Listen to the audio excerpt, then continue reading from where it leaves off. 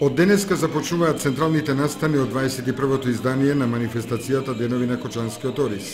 Вечерва во 18 часот во населените места Горни Подлог и Грдовци ќе се одржат фолклорни концерти на кои ќе настапат состави од Унгарија, Романија и Хрватска, како и фолклорни групи и ансамбли од Кочани.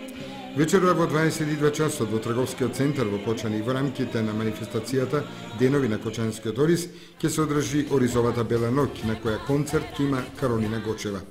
Освен популарната македонска звезда, кочанската публика ќе може да го види и локалниот бенд Шекспир, а ќе настапи и хрватскиот латино состав Teddy Lions Selection.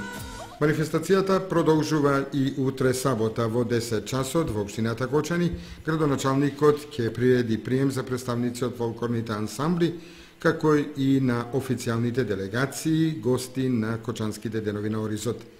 Во градскиот парк ќе се одржи турнирот во табла и дегустација на традиционални јадења од ориз, а во вечерните часови во 18 часот е планирано средба во градскиот парк и фолклорно дефиле.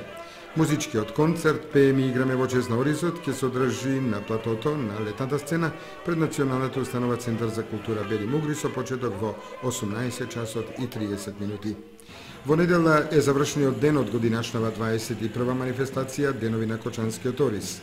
Во 9 часот велосипедистите ќе реализираат акцијата со велосипед до Оризовите полиња, а од 10 часот во селото Тркање на Оризовата нива ќе се реализира обичајот почеток на Оризовата жетва на традиционален начин и жетва со срп.